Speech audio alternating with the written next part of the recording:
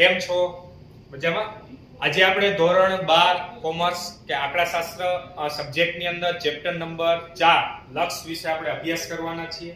Last લેક્ચરની અંદર તો કે આપણે લક્ષનું ઇમ્પોર્ટન્સ શું છે, એની જરૂર આપણને શું શું પડી, એના માટેની તો કે આપણે આલેખ દ્વારા બરોબર છે તો અમુક તો કે આપણે ચર્ચા કરી હતી. આજે તો કે આપણને ખૂબ જ અગત્યના પદ કે લક્ષ માટે તો કે જે કાંઈ પણ આપણને પદ તો કે ઓળખવાના હોય છે બરોબર છે, એટલે કે એના અલગ અલગ તો કે સ્વરૂપો હોય છે જે આપણને તો કે એની ડેફિનેશન ની અંદર આવતા હોય છે, તો એના માટે તો કે આજે આપણે ચર્ચા કરવાના છીએ.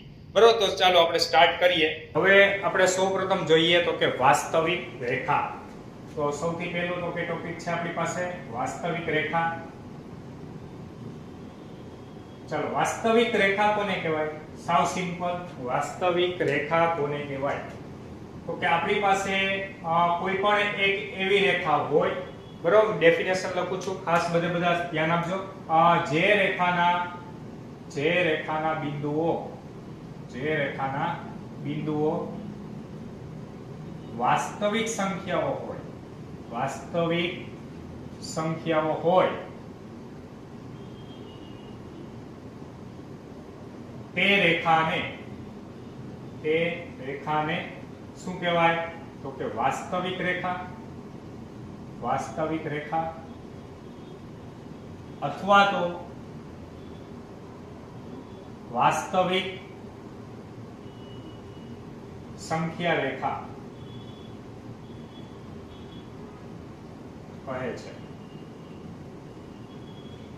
એટલે કે એનો મીનિંગ શું થાય? તો કે આપણે ઓલરેડી તો કે પ્રાઇમરી લેવલ થી સંખ્યા રેખા વિશે આપણે તો કે અભ્યાસ કરતા આવ્યા છીએ, બરોબર. કોઈ પણ આપણી પાસે એક સંખ્યા રેખા હોય, ધારો કે આપણે એકાદું અહીં ઉદાહરણ લઈએ, હું કોઈ પણ એક સંખ્યા રેખા ધારો કે દોરું છું, બરોબર છે. આ બાજુ તો કે માઇનસ ઇન્ફિનિટી હોય, આ બાજુ પ્લસ ઇન્ફિનિટી. ધારો કે એક્ઝેક્ટલી વચ્ચે આપણી પાસે 0 છે. હવે 0 ની આ બાજુ આપણે લઈએ છીએ તો કે 1 2 આ રીતે કન્ટિન્યુઅસલી, આ રીતે આપણે ડાબી બાજુ લઈએ છીએ -1 -2 થી માંડીને અસંખ્ય છે, બરાબર છે. તો કે 0 ની જમણી બાજુ તો કે ધન સંખ્યા વધે છે અસંખ્ય સુધી, અને એવી રીતે 0 ની ડાબી બાજુ તો કે ઋણ સંખ્યા જતી જાય છે માઇનસ ઇન્ફિનિટી સુધી, બરાબર. તો હવે અહીંયા હું તમને એવો પ્રશ્ન પૂછું કે 0 અને 1 ની વચ્ચે તો કે કોઈ પણ સંખ્યા છે? તો કે હા, 0 અને 1 ની વચ્ચે અસંખ્ય સંખ્યાઓ આવેલી છે. કઈ? તો કે એની અંદર 0.1 0.2 0.10 0.500 0.1000 આવી રીતે આપણે જેટલી 0 અને 1 ની વચ્ચેની સંખ્યા લખવી હોય એટલી લખી શકીએ. એની વચ્ચે તો કે સમય સંખ્યા અને અસમય સંખ્યા બંને પ્રકારની સંખ્યાઓ આવેલી છે. ટૂંકમાં કહેવાનો મીનિંગ, તમે કોઈ પણ એક સંખ્યા રેખા દોરો છો, એની અંદર કોઈ પણ બે નજીકની સંખ્યા પણ જો તમે પસંદ કરો તો એની વચ્ચે પણ અસંખ્ય સંખ્યાઓ આવેલી હોય છે. તો અહીંયા આપણે વાસ્તવિક રેખા કોને કહીએ? તો કે જે રેખાના બિંદુઓ હોય, કોઈ પણ રેખા ઉપર વાસ્તવિક સંખ્યાઓ આવેલી હોય તો એ રેખાને આપણે શું કહીએ છીએ? વાસ્તવિક રેખા. ચાલો, ત્યારબાદ આપણે જોઈએ તો કે ખૂબ જ અગત્યનો ટોપિક છે અંતરાલ. બરાબર, તમે કદાચ સાંભળ્યું હોય ઇન્ટરવલ, અને ઇંગ્લિશમાં આપણે શું કહીએ? ઇન્ટરવલ. ચાલો, અંતરાલ છે શું? તો કે સૌથી પહેલા આપણે અંતરાલની જરૂર શું પડી? તમે કદાચ બધા ગણ વિશે કદાચ માહિતગાર હશો. ગણ એટલે શું થાય બધાને ખબર છે? તો કે ગણની અંદર જો કોઈ પણ બે ઘટક મારે લખવા હોય, કોઈ પણ ગમે એટલા ઘટક, તો એને છગડીયા કૌંસની અંદર લખી શકાય. અને ધારો કે હું આમ લખું કે 1 2 3 4, આ છગડીયા કૌંસની અંદર મેં 1 2 3 4 લખ્યું, એનો મતલબ એવો થયો આ ગણના ઘટક છે. અને ગણની અંદર કયા ઘટક આવેલા છે? તો કે 1 2 3 અને 4. આની વાત થઈ તો કે આ ગણની. પરંતુ અહીંયા આપણે વાત કરવી છે અંતરાલની. તો અંતરાલ અને તો કે ગણની અંદર ડિફરન્સ શું છે એ આપણે પછી વાત કરીએ. સૌથી પહેલા હું કોઈ પણ ધારો કે A અને B વાસ્તવિક સંખ્યાઓ માટે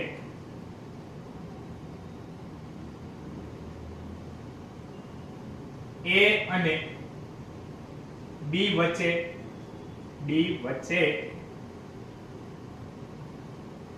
આવેલી વાસ્તવિક સંખ્યાઓના ગણને શું કહેવાય? તો કે અંતરાલ કહે છે. હવે બંનેમાં ડિફરન્સ શું છે ખાસ વ્યવસ્થિત સમજજો. ધારો કે હું આવું લખું છું 1 4, અને ધારો કે આપણે અહીંયા અંતરાલને તો કે કઈ રીતે દર્શાવી હમણાં આપણે વાત કરીએ બરોબર. એની અંદર પણ અલગ અલગ પ્રકાર છે. ધારો કે અત્યારે હું આવી રીતે લખું છું, એક અંતરાલ લઈ લઉં છું અને એની અંદર આવી રીતે ધારો કે લખું છું બરોબર. અંતરાલને બે રીતે આપણે દર્શાવી શકીએ છીએ, આવી રીતે સ્ક્વેર બ્રેકેટમાં અથવા આવી રીતે ઓપન બ્રેકેટમાં બરોબર. એટલે કે એક ચોરસ કૌંસ છે અને એક આ ટાઈપનો કૌંસ છે બરોબર. આ બે પ્રકારના કૌંસ દ્વારા દર્શાવી શકાય છે. ત્યારે કયો કૌંસ લેવો એ આપણે પછી ચર્ચા કરીએ. સૌપ્રથમ તો કે આ બંનેમાં ડિફરન્સ શું છે. આ ગણ કહેવાય છે, ગણને હંમેશા છગડીયા કૌંસ દ્વારા દર્શાવાય. એની અંદર બે ઘટક છે 1 અને 4. હવે આની અંદર તમને એમ થાય બે જ ઘટક છે 1 અને 4, પરંતુ આનો અર્થ શું થાય તો કે આ અંતરાલ છે, તો જો અંતરાલ હોય તો એનો અર્થ એવો થાય 1 ય લેવાના 4 ય લેવાના, 1 અને 4 ની વચ્ચેની તમામ સંખ્યાઓ લેવાની. 1 અને 4 ની વચ્ચેની તમામે તમામ સંખ્યા લેવાની છે બરોબર. હવે 1 અને 4 લેવા કે નહીં આપણે પછી વાત કરીએ. 1 અને 4 ની વચ્ચેની તમામ વાસ્તવિક સંખ્યાઓ. હવે હું તમને પૂછું આ 1 અને 4 ની વચ્ચે 1.500 આવે, 2.10 આવે તો કે હા 1.500 આવે, 2.10 આવે. પછી હું તમને પૂછું 3.75 આવે તો 1 ની 4 ની વચ્ચે 3.75 આવે તો કે હા આવે. પછી હું તમને પૂછું કે અહીંયા 5.5 આવશે તો કે ના, આ અંતરાલમાં 5.5 આવશે નહીં. હવે ખાસ સાંભળજો, મેં તમને આમાં એમ કીધું કે 2.10 આવે તો કે હા, આની અંદર 2.10 આવે તો કે ના. આની અંદર જે ઘટક આપણને દેખાય છે ઈ જ ઘટક ધ્યાનમાં લેવાના, જ્યારે આની અંદર એની વચ્ચેની તમામે તમામ સંખ્યાઓનો સમાવેશ થાય છે. ચાલો બધાને આટલી ખબર પડી. તો અંતરાલને ગણની અંદર ડિફરન્સ શું છે? અંતરાલની અંદર ઈ બે છેડાની જે કિંમતો છે એની વચ્ચેની તમામે તમામ વાસ્તવિક સંખ્યાઓ આવે, જ્યારે ગણની અંદર માત્ર જે ઘટક આપણને દેખાય છે ઈ જ ઘટક આપણે લઈ શકીએ, એના સિવાયનો એક પણ ઘટક એની અંદર લઈ શકાય નહીં. ચાલો બધાને ખબર પડી. હવે આપણે તો કે અંતરાલના અલગ અલગ પ્રકારો વિશે તો કે માહિતગાર થઈએ. સૌથી પહેલા અંતરાલ છે તો એની અંદર પહેલો પ્રકાર હું કહું બરોબર છે, તો એને આપણે લઈએ સૌરુત અંતરાલ. સૌરુત અંતરાલ. ચાલો સૌરુત અંતરાલની હું અહીં ડેફિનેશન લખું છું બરાબર. સૌરુત અંતરાલની ડેફિનેશન શું થાય તો કે એવો x કે જ્યાં x છે બરાબર ઈ a less than or equal to x less than or equal to b છે, અને જ્યાં ab belongs to આપણે શું લઈ શકીએ આ. ખાસ બધા સાંભળજો. એવો x કે જ્યાં x છે ને a અને b ની વચ્ચેનો છે. x છે એ શું છે? a અને b ની વચ્ચેનો. આ જે છે એ આપણી પાસે ગણની તો કે આપણી પાસે ડેફિનેશન છે. હવે ગણની ડેફિનેશન આપણે તો કે ગણને બે રીતે દર્શાવી શકતા, એક યાદીની રીત અને ગુણધર્મની રીત. આ જે વાત કરી કે આપણે ગણની અંદર ડાયરેક્ટલી ઘટક લખ્યા છે એનો મતલબ યાદીની. ગુણધર્મની એટલે શું તો કે એની અંદર અમુક ગુણધર્મને આધારે તો કે આપણે ઘટકો લખતા હોઈએ. તો અહીંયા મેં ગુણધર્મ લખ્યું છે એવો x કે જ્યાં x છે એ a અને b ની વચ્ચેનો x છે. a less than or equal to x less than or equal to b. આનો પેલા મીનિંગ શું થાય જો, ધારો કે એમ લખું કે આપણી પાસે 2 less than or equal to 4 less than or equal to 10. આ સાચું છે. આનો મતલબ શું? 2 છે એની કરતા 4 મોટા અને 4 છે એની કરતા 10 મોટા છે. તો અહીંયા a અને b ની વચ્ચેનો x કોઈ પણ હશે. x છે ઈ a કરતા મોટો હશે પણ b કરતા કેવો હશે? નાનો હશે. હવે મેં અહીંયા less than or equal to કર્યા છે. સૌરુત અંતરાલ જે છે ને સૌરુત અંતરાલ એની અંદર હંમેશા એક વસ્તુ ફિક્સ રાખવાની. ધારો કે હું આમ લખું 1 અને 4, તો 1 અને 4 લખું છું તો આમાં 1 ય લેવાના અને 4 ય લેવાના. ચાર આપણી પાસે પ્રકાર છે: સૌરુત અંતરાલ, ત્યારબાદ વિવૃત અંતરાલ, સૌરુત વિવૃત અને વિવૃત સૌરુત અંતરાલ. તો આ ચારેયની અંદર ડિફરન્સ શું છે તો કે વચ્ચેની સંખ્યા તો 4 4 માં લેવાની આવશે, પણ ક્યારે આપણે છેડાની કિંમત લેવી અને ક્યારે ન લેવી એના મુજબ તો કે આપણી પાસે અલગ અલગ પાર્ટ પડ્યા છે બરોબર. સૌપ્રથમ હું બધી ડેફિનેશન લખ નાખું એટલે તમને આઈડિયા આવે કે એની અંદર કઈ કઈ ટાઈપના ચેન્જીસ છે. ચાલો ત્યારબાદ બીજો જોઈએ આપણી પાસે વિવૃત અંતરાલ. ચાલો ત્યારબાદ ત્રીજું જોઈએ આપણી પાસે તો કે સૌરુત અંતરાલ એટલે કે સૌરુત વિવૃત અંતરાલ.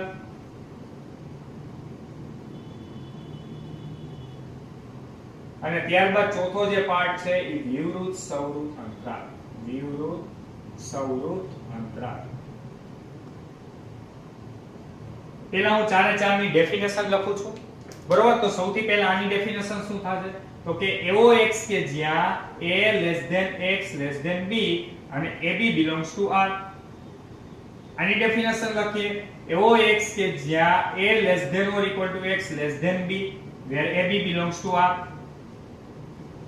આની ડેફિનેશન લખીએ તો એવો x કે જ્યાં a less than x less than or equal to b where ab belongs to r. ચાલો હવે તમને એમ લાગે આ ચારે ચાર ડેફિનેશન સમાન જ છે, આમાં શું ડિફરન્સ છે? ડિફરન્સ તો કઈ લાગતો જ નથી. જો હજી બધી ડેફિનેશન તો કે આની અંદર ડિફરન્સ છે ક્યાં? તો કે ક્યાંક મેં less than or equal to કર્યા છે, ક્યાંક લેસ ધેન જ કર્યા છે. બરાબર, બાકી બધી વસ્તુ સેમ છે. તો ક્યારે less than or equal to કરવા અને ક્યારે less than or equal to ન કરવું. પહેલા આપણે less than or equal to નો અર્થ શું થાય?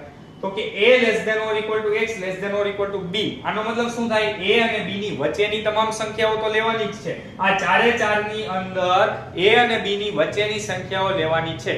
હવે ક્યારે? તો કે છેડાની સંખ્યા લેવી અને ક્યારે ન લેવી. પછી આપણે ઉદાહરણની મદદથી સમજીએ. પહેલા ડેફિનેશન સમજીએ. ચાલો, a less than or equal to x less than or equal to b. આનો મતલબ એવો થયો a લેવાના અને b લેવાના. ખાલી a less than x less than b લખ્યું એનો મતલબ શું થયો? a અને b માંથી એક પણ સંખ્યા લેવાની નથી, માત્ર એની વચ્ચેની જ સંખ્યા લેવાની છે.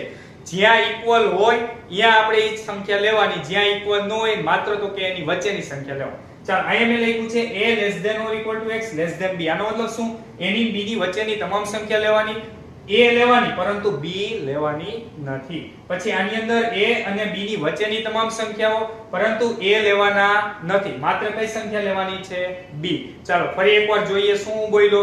જ્યાં less than or equal to હોય ત્યાં છેડાની સંખ્યા લેવાની, જ્યાં ઇક્વલ ની સાઇન ન કરી હોય ત્યાં છેડાની સંખ્યા લેવાની નથી. ચાલો ફટાફટ બધા આન્સર આપજો. આની અંદર a લેવાના તો કે હા, b લઈ શકીએ તો કે હા, અને a ની b ની વચ્ચેની તમામ સંખ્યાઓ લઈ શકીએ. બીજું જોઈએ a less than x less than b. આની અંદર a કે b માંથી એક પણ સંખ્યા લેવાની નથી, માત્ર એની વચ્ચેની જ સંખ્યા લેવાની છે.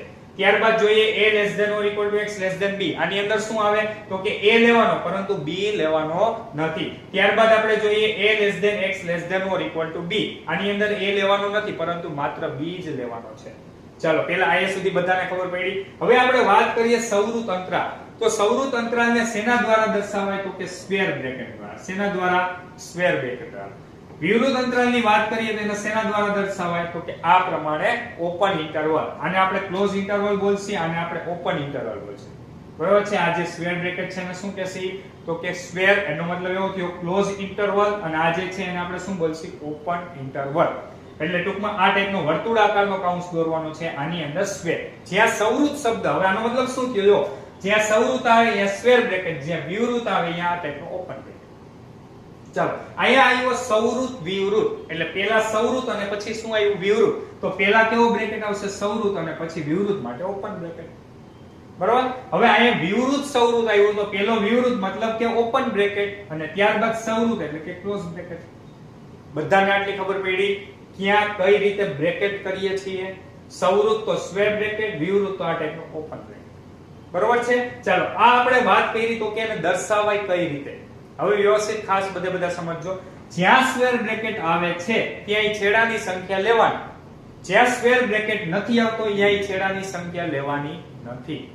ચાલો અહીં સુધી બધાને મગજમાં બેઠું. હવે આપણે ઉદાહરણની મદદથી સમજીએ. હવે આપણે આની ડેફિનેશન જો લખવી હોય તો આને આમ લખી શકું. આની બીજી ડેફિનેશન અહીં લખું છું, x belongs to ab. આનો મતલબ એવો થાય x belongs to open interval ab. આનો મતલબ એવો થાય, બીજી રીતે જો આપણે સાંકેતિક ભાષામાં લખીએ તો x belongs to a લેવાનો છે તો અહીંયા સૌરુત નથી, b નથી લેવાનો તો અહીંયા વિવૃત. અને આનો મતલબ એવો થાય x belongs to, આપણે a નથી લેવાનો પરંતુ b લેવાનો છે. જ્યાં સૌરુત શબ્દ આવે ત્યાં સ્ક્વેર બ્રેકેટ, જ્યાં વિવૃત આવે ત્યાં ઓપન બ્રેકેટ. ચાલો અહીંયા સુધી પહેલા બધાને ખબર પડી ગઈ. હવે આપણે એકાદા ઉદાહરણની મદદથી સમજીએ એટલે વધારે બધાને આઈડિયા આવે. ચાલો સૌથી પહેલા હું એમ લખું, આપણી પાસે ધારો કે કોઈ પણ એક અંતરાલ છે 2 3 4, આ પ્રમાણેનો અંતરાલ છે. ચાલો હવે આની અંદર હું એમ પૂછું તો કે 2 ની અને 4 ની વચ્ચેની તમામ સંખ્યાઓ તો આવશે, ઈ તો ફિક્સ જ. દરેક કે દરેક અંતરાલની અંદર વચ્ચેની સંખ્યા તો આવશે. છેડાની સંખ્યા કઈ લેવી અને કઈ ન લેવી એના માટે તો કે આપણે વ્યવસ્થિત ખાસ કરીને શીખવાનું છે. આની અંદર હું તમને એવું પૂછું, અહીંયા જો સ્ક્વેર બ્રેકેટ છે, અહીંયા ઓપન બ્રેકેટ છે. તો સ્ક્વેર બ્રેકેટ છે આપણી પાસે તો અહીંયા 2 લઈ શકીએ તો કે હા, અહીંયા તો કે 4 લઈ શકીએ તો કે ના, 4 લેવાના નથી. તો આનો મતલબ એવો થયો 2 લઈ શકીએ, 2 ની 4 ની વચ્ચેની તમામે તમામ સંખ્યાઓ લઈ શકીએ. ચાલો હવે વ્યવસ્થિત ખાસ ધ્યાન આપજો. હું ધારો કે એમ લખું 2 4, બે બાજુ વિવૃત અંતરાલ જ છે. જોવો જી બધા બંને બાજુ કેવા છે? વિવૃત અંતરાલ. તો 2 લેવાના તો કે ના, 4 લેવાના તો કે ના, 2 માં કે 4, 2 માંથી એક પણ લેવાના નથી પરંતુ એની વચ્ચેની સંખ્યાઓ લેવાની છે. ચાલો હજી એકાદ ઉદાહરણ લઈએ. ધારો કે એમ પૂછું કે 3 થી 5 આ પ્રમાણે છે. સૌથી પહેલા મને ઈ કયો આ અંતરાલનો પ્રકાર કયો છે? ચાલો બધાને નામ પણ આવડતું હોવું જોઈએ. આ અંતરાલનો પ્રકાર કયો છે? વિવૃત સૌવૃત. બરાબર, આપણે પહેલા તો આને અંતરાલ એટલે કે એના બ્રેકેટ કરતા આવડવા જોઈએ. આ પ્રમાણે જે બ્રેકેટ આવે એને વિવૃત અંતરાલ, આ પ્રમાણે આવે એને સ્ક્વેર બ્રેકેટ એટલે કે સૌવૃત અંતરાલ. ચાલો તો આ વિવૃત છે, આ સૌવૃત છે, વિવૃત સૌવૃત અંતરાલ. પછી કઈ સંખ્યા ક્યારે લેવી અને ક્યારે ન લેવી? તો કે વિવૃત છે તો એ લઈ શકીએ નહીં, સૌવૃત છે તો એ સંખ્યા લઈ શકીએ. તો આની અંદર 3 ન લઈ શકીએ, 3 ની 5 ની તમામ સંખ્યાઓ વચ્ચેની લઈ શકીએ અને 5 પણ લઈ શકીએ. બરોબર છે. મેં અહીંયા આખી ડેફિનેશન છે એ લખી નથી, તમારી ટેક્સ્ટ બુક ની અંદર ડેફિનેશન આપેલી છે. એટલે કે ડેફિનેશન આવી છે કે AB belongs to R માટે A અને B પણ લઈ શકાય, એટલે કે A અને B ની વચ્ચેની તમામ વાસ્તવિક સંખ્યાઓ તથા A અને B ને સમાવતો હોય એવો અંતરાલ હોય એને શું કહેવાય? સૌવૃત અંતરાલ. આની ડેફિનેશન એવી છે AB belongs to R, A અને B ની વચ્ચેની તમામ વાસ્તવિક સંખ્યાઓ તથા A અને B ને એક પણ ને ન સમાવતી હોય એવી તમામ વાસ્તવિક સંખ્યાઓના ગણને શું કહેવાય? વિવૃત અંતરાલ. પછી આપણે વાત કરીએ આમાં શું આવે? A ને સમાવતું પરંતુ B ને સમાવતું નહીં. આની ડેફિનેશન શું આવે? A ને ન સમાવતું પરંતુ B ને સમાવતી હોય એવો અંતરાલ હોય એને શું કહેવાય? વિવૃત સૌવૃત અંતરાલ. ચાલો બધાને અંતરાલ વિશે બધાને ખબર પડી ગઈ. આમાં કોઈને કઈ ક્વેશ્ચન? વ્યવસ્થિત બધાને સમજાણું? બરોબર છે. ખાસ બધાને અંતરાલ તમામે તમામ પ્રકારના આવડતા હોવા જોઈએ.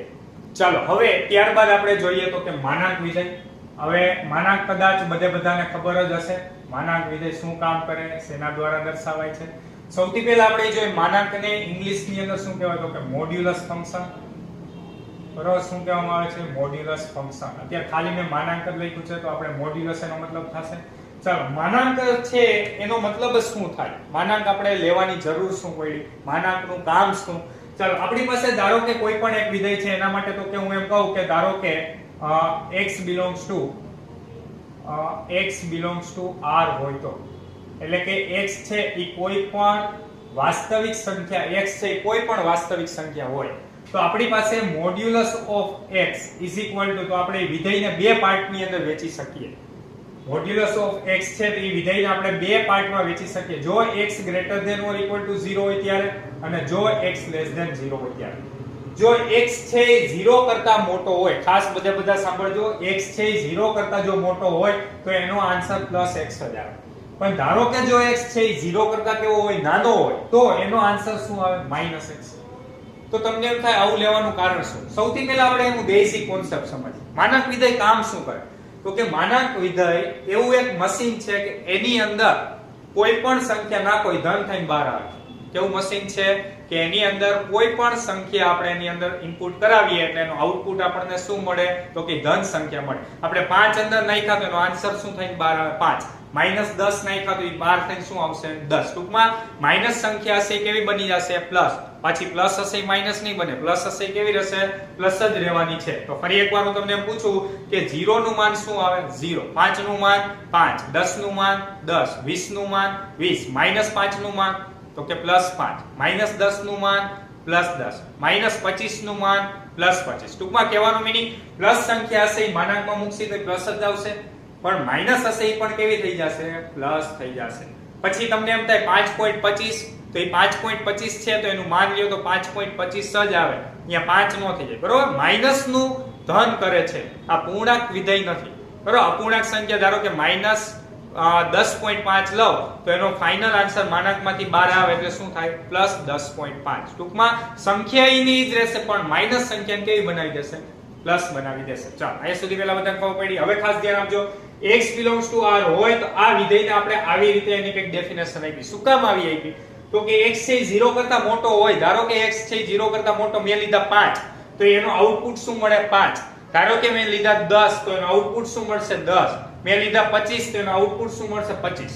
હવે ખાસ ધ્યાન આપજો, ધારો કે મેં એમ કીધા -5 લઈએ તો એનો આન્સર શું આવે? +5 આવે. હવે x છે જો 0 કરતા નાના હોય તો આપણી પાસે કેવા લેવાના? -x લેવાના. હવે આ વિધેયને મેં છૂટું પાડ્યું પછી આવી ડેફિનેશન લખી. એવું લખવાનું કારણ શું? -5 લીધા તો અહીંયા x ની કિંમત જો -5 લ્યો તો એ વિધેય આ કામ કરે કે તો કે x 0 કરતા નાનું છે તો આ વિધેય કામ કરે. -5 અહીં મૂકો તો માઈનસ માઈનસ કેવા થઈ જશે? +5. વિચારજો ખાસ વ્યવસ્થિત, ફરી એકવાર બોલું છું. ધારો કે આપણે x બરાબર -10 લીધા તો તમારી પાસે બે પોસિબિલિટી -10 મારે અહીંયા મૂકવા કે અહીંયા મૂકવા.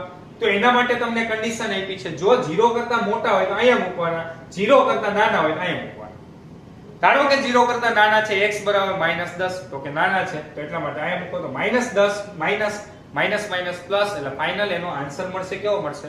પ્લસ મળશે. ખબર પડે છે બધાને? ટૂંકમાં કહેવાનો મીનિંગ આપણે તો આ ખાલી એની ડેફિનેશન છે, બરોબર, કેમ કે આપણે આગળ હમણાં જ્યારે લક્ષની એની ડેફિનેશન ભણશી ત્યારે તો કે આનો ઉપયોગ આવશે, એટલે હકીકતની અંદર માનાંક છે શું ખબર પડે એટલા માટે તો કે મેં અહીંયા તો કે એની ડેફિનેશન લખી છે. ચાલો બધાને ખબર પડી. બાકી માનાંકનો મતલબ શું થાય? કોઈ પણ ધન સંખ્યા હોય તો ધન જ રહેશે, પરંતુ ઋણ સંખ્યાને પણ કેવી બનાવી દેશે? ધન બનાવી દેશે. એને આપણે શેના દ્વારા દર્શાવી છીએ? તો કે આવી રીતે બે ઊભા લીટા દ્વારા. ચાલો બધાને ખબર પડી છે? સમજાય છે બધાને? ચાલો હવે ત્યારબાદ આપણે વાત કરવાની છે તો કે સામીપ્ય. હવે આ તમારા માટે તો કે સૌથી નવું છે, અત્યાર સુધી કદાચ એ વર્ડ પણ સાંભળેલો નહીં. સામીપ્ય, આ સામીપ્ય છે જે છે બરાબર, એમાં તો કે આપણે લક્ષની ડેફિનેશન ની અંદર તો કે એનો ઉપયોગ કરવાનો થાય. એટલા માટે ખાસ અત્યારે તો કે આપણે શીખવાનું છે. અને બીજું એ કે પેલું જે સ્વાધ્યાય છે એની અંદર ક્વેશ્ચન જે છે એ આપણે અલગ અલગ સ્વરૂપમાંથી કઈ રીતે કન્વર્ટ કરી શકાય એના માટે તો કે ખાસ કરીને આપણે આજે શીખવાનું છે. ચાલો સામીપ્ય, તો કે સામીપ્ય જે છે બરાબર, એને આપણે તો કે એનો યુઝ શું થાય? ધારો કે આપણી પાસે કોઈ પણ એક a belongs to r છે, એ શું છે? એક વાસ્તવિક સંખ્યા છે. ચાલો વ્યવસ્થિત ખાસ બધા સમજો. ધારો કે a belongs to r હોય તો એને સમાવતા વિવૃત અંતરાલને એનું સામીપ્ય કહે છે. એનું સામીપ્ય કહે છે. આપણે જે ખાસ કરીને ભણવાનું છે બરાબર, એનું ડેલ્ટા સામીપ્ય છે, પરંતુ આ કેવા શું માંગે છે વ્યવસ્થિત સમજો. ધારો કે કોઈ પણ a છે એ વાસ્તવિક સંખ્યા છે, તો એને પણ સમાવતો હોય, ખાસ સાંભળજો, એને પણ સમાવતું હોય એવો એક વિવૃત અંતરાલ, ઈ વિવૃત અંતરાલની અંદર ઈ જે સંખ્યા છે ઈ પણ આવી જતી હોય, તો એવો જે વિવૃત અંતરાલ છે એને આપણે શું કહીએ છીએ? સામીપ્ય કહીએ છીએ. ફરી એકવાર હું શું બોલું છું ખાસ સમજો.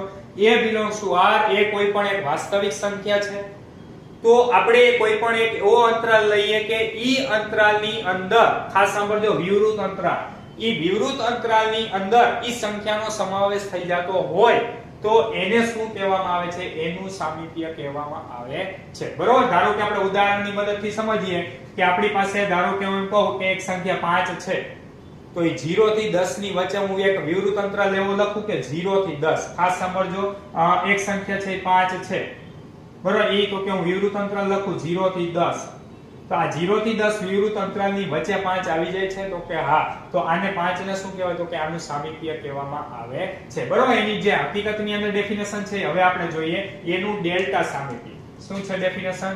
એનું ડેલ્ટા સામીપ્ય.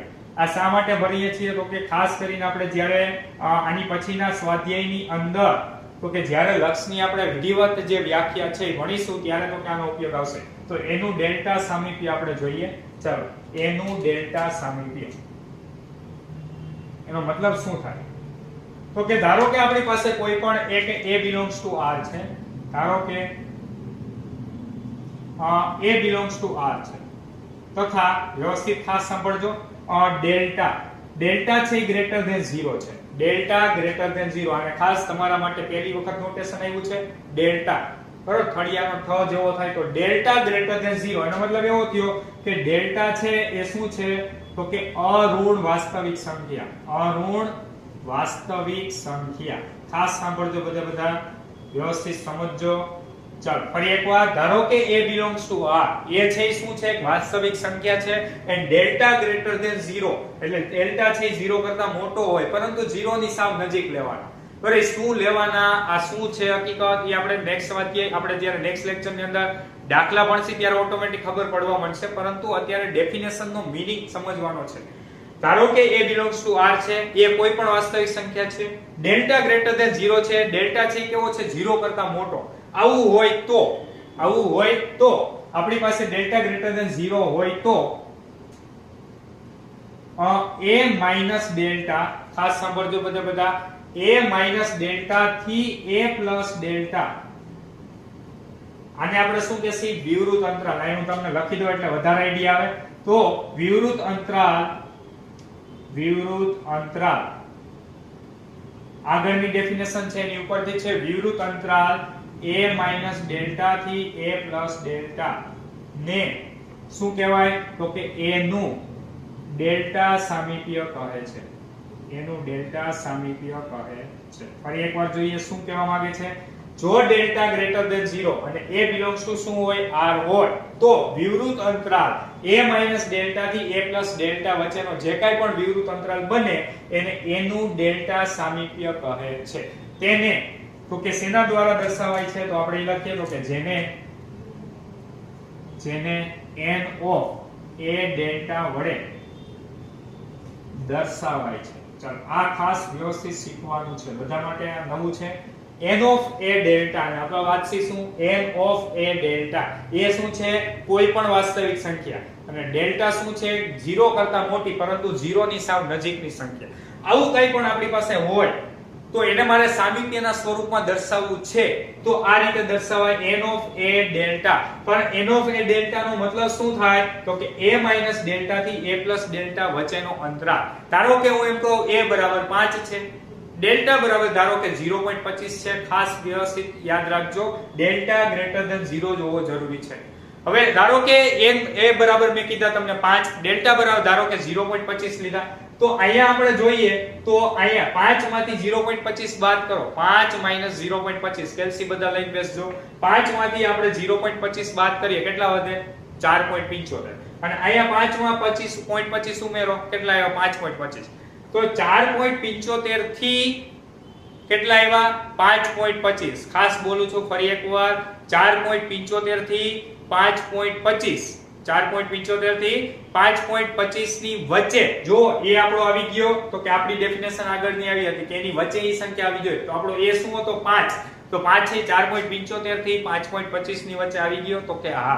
તો આ જે અંતરાલ બને છે એને શું કહેવાય? a નું ડેલ્ટા સામીપ્ય કહેવાય છે. અને એને શેના દ્વારા દર્શાવાય છે? n ઓફ a ડેલ્ટા દ્વારા દર્શાવાય છે.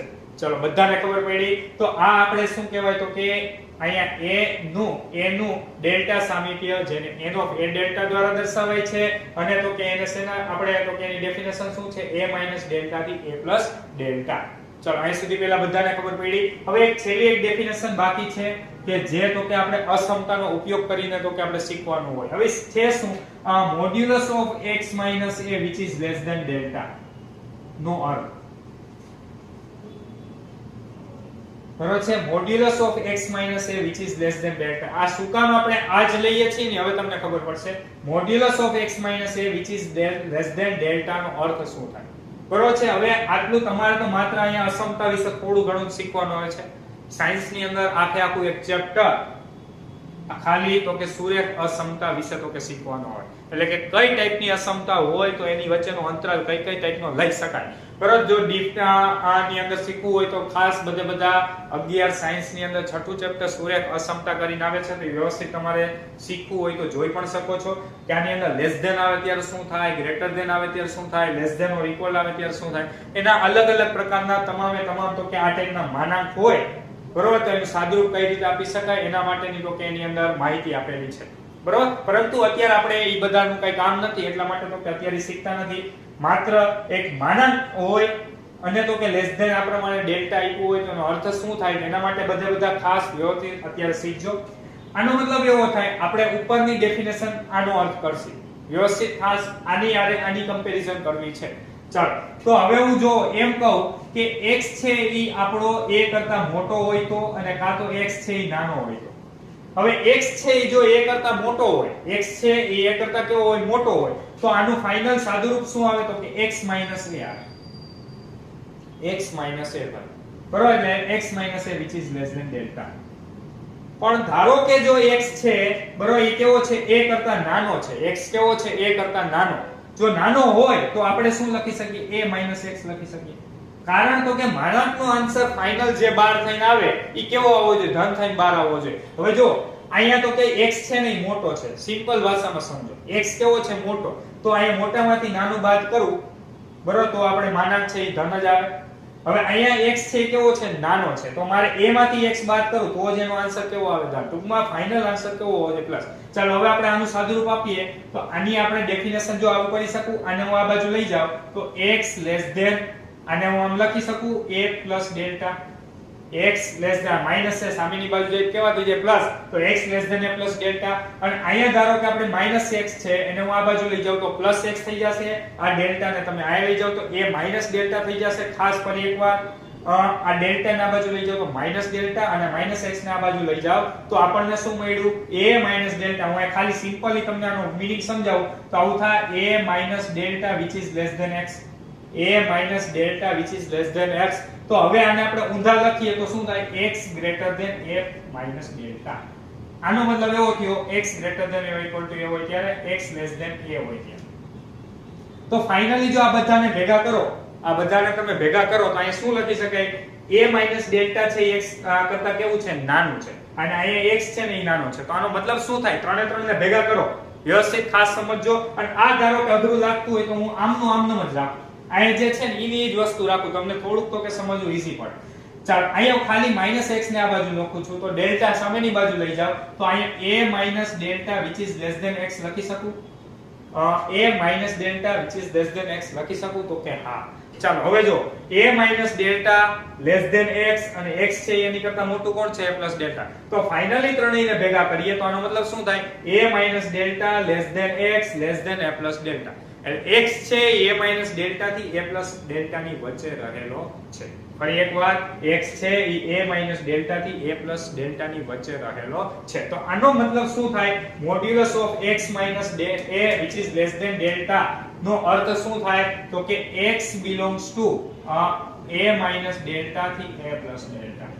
એટલે કે a માઈનસ ડેલ્ટા થી a પ્લસ ડેલ્ટા ની વચ્ચે x રહેલો છે જો આવું આપ્યું હોય તો આનો અર્થ આવો થાય એટલે હવે આપણે શું કરવાનું છે આ ક્વેશ્ચનમાં તો કે એકબીજા સ્વરૂપની અંદર કન્વર્ટ કરવાનું છે ધારો કે તમને સામીપ્ય સ્વરૂપ આપ્યું હોય એમ કે અંતરાલમાં ગોઠવો બરોબર છે અથવા અંતરાલમાંથી સામીપ્ય સ્વરૂપ કીએ અથવા માનાંક સ્વરૂપ કીએ તો આ પ્રમાણે આપણે અલગ અલગ તો કે પ્રકારના સ્વરૂપની અંદર કન્વર્ટ કરવાના છે તો ફરી એકવાર આપણે હમણાં શોર્ટની અંદર જોઈએ કે કઈ કઈ ટાઈપના ત્રણ સ્વરૂપ આપણે ભણ્યા અને ક્યારે તો કે કઈ રીતે તો કે ચેન્જ કરી શકાય ફરી એકવાર બધી વસ્તુ વ્યવસ્થિત રિવિઝન કરી લઈએ વાસ્તવિક રેખા કોને કહેવાય તો કે એક રેખા પર કોઈ પણ અલગ અલગ વાસ્તવિક સંખ્યા આવેલી હોય તેને શું કહેવાય વાસ્તવિક રેખા અંતરાલ કોને કહેવાય તો કે કોઈ પણ બે સંખ્યાઓ છે તેની વચ્ચેની બધી સંખ્યા સમાવતી હોય બરોબર છે તો એને આપણે શું કહીએ છીએ એની વચ્ચેનો તો કે અંતરાલ કહીએ છીએ અંતરાલના અલગ અલગ આપણે પ્રકાર જોયા ક્યારે છેડાની સંખ્યા લેવી અને ક્યારે ન લેવી સવૃત હોય એટલે કે સ્ક્વેર બ્રેકેટ હોય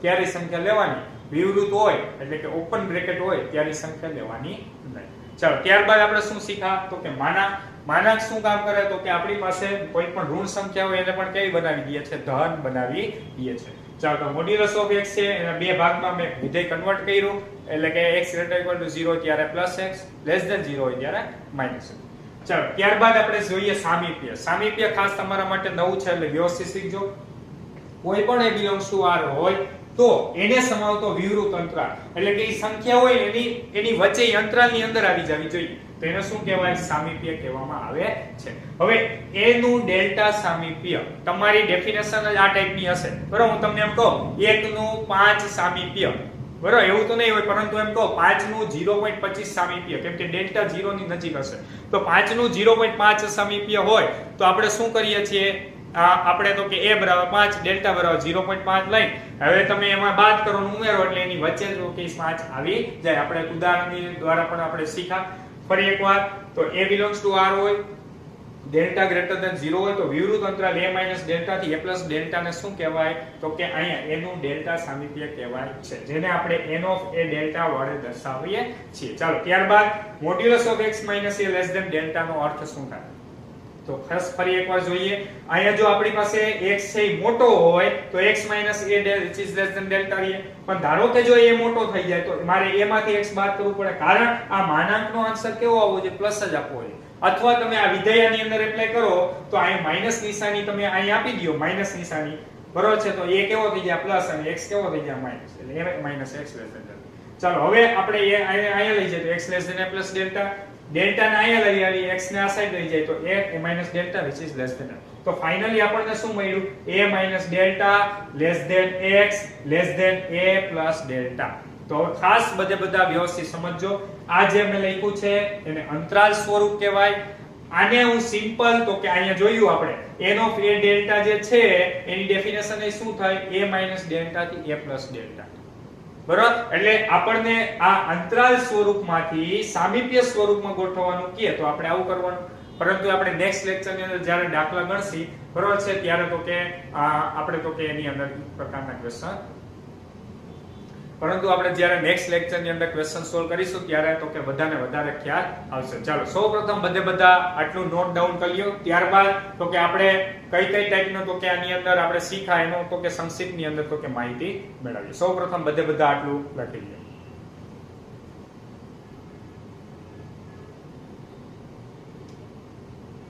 તો હવે આપણે તો કે સંક્ષિપ્તની અંદર બધી માહિતી મેળવીએ કે સામીપ્ય સ્વરૂપ હકીકતમાં શું છે, માનાંક સ્વરૂપ શું છે અને અંતરાલ સ્વરૂપ શું છે.